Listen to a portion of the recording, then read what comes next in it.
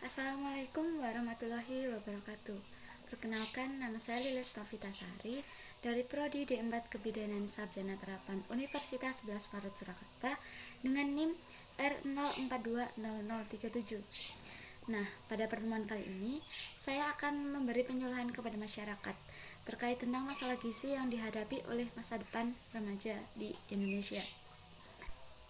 Menurut Menteri Kesehatan Republik Indonesia, banyak sekali masalah gizi-gizi yang mengancam remaja pada siklus globalisasi pada masa sekarang.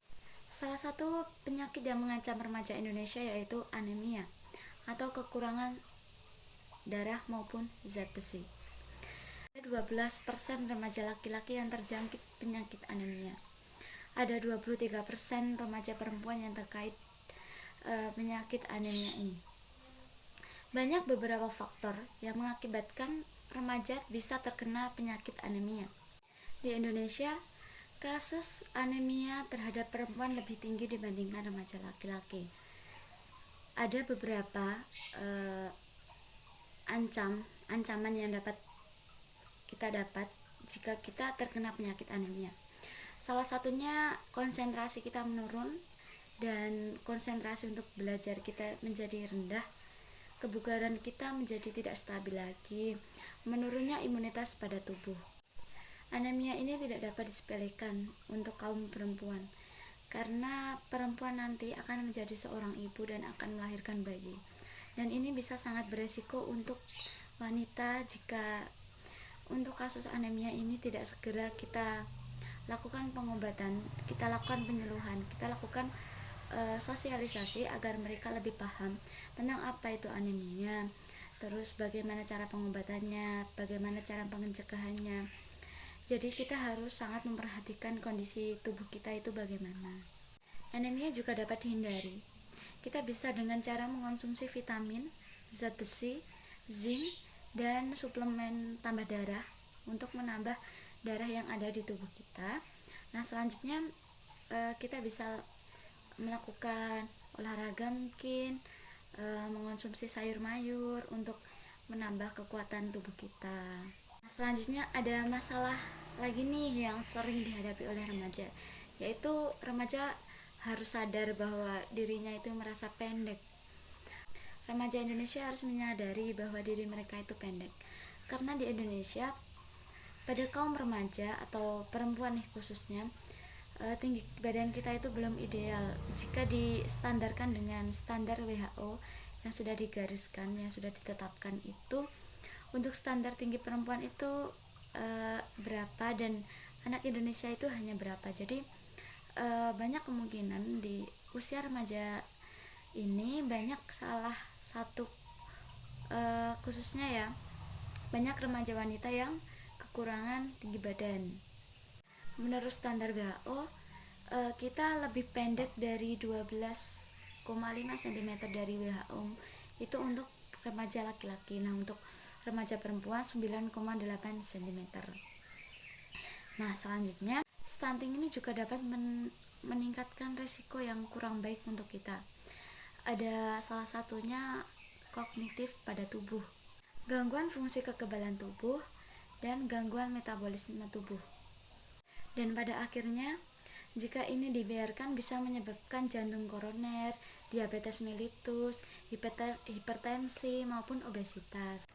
Maka dari itu, stunting ini harus diperhatikan lagi oleh diri sendiri maupun sesama untuk mewujudkan cita-cita bangsa Indonesia, yaitu memiliki warga yang sehat, kuat, dan cerdas, dan berkualitas. Nih ada kasus lagi, yaitu remaja kurus atau kurang energi kronis atau KEK. Remaja yang kurus atau kurang energi kronis bisa disebabkan karena kurang asupan zat gizi, baik karena alasan ekonomi maupun psikososial, seperti misalnya penampilan.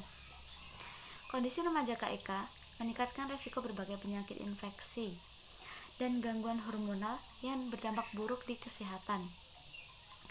KEK sebenarnya dapat dicegah dengan mengonsumsi makanan bergizi seimbang.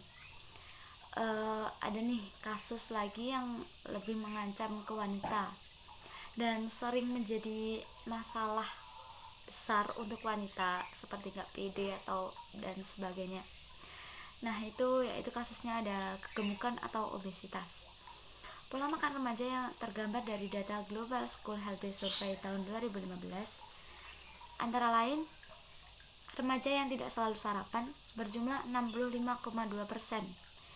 Sebagian besar remaja kurang mengonsumsi serat sayur berjumlah 93,6%.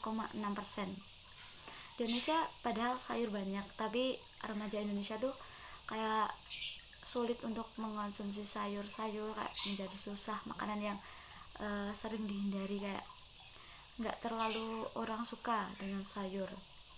Nah selanjutnya sering mengonsumsi makanan penyedap itu berjumlah 75,7%. Selain itu, remaja juga cenderung menerapkan pola sedentary life sehingga kurang melakukan aktivitas fisik. Ada 42,5% remaja yang kurang melakukan aktivitas fisik. Hal-hal ini sangat berbahaya tentunya. Dapat meningkatkan resiko seseorang menjadi gemuk, overweight maupun obesitas tadi. Nah, obesitas ini bisa meningkat resiko penyakit tidak menular seperti hipertensi, penyakit kardiovaskuler, diabetes mellitus, kanker, osteoporosis, dan yang lainnya, yang berimplikasi pada penurunan produktivitas dan usia harapan hidup. Pada prinsipnya, sebenarnya obesitas remaja dapat dicegah dengan mengatur pola dan porsi makan dan minum, perbanyak konsumsi buah dan sayur, banyak melakukan aktivitas fisik, hindari stres, dan diharapkan untuk cukup tidur. Nah, dalam paparannya, Menteri Kesehatan menegaskan bahwa seluruh masyarakat perlu memahami pentingnya gizi untuk kesehatan dalam setiap siklus kehidupan, karena gizi adalah investasi bangsa. Sekian penyuluhan dari saya, kurang lebihnya saya mohon maaf. Wassalamualaikum warahmatullahi wabarakatuh.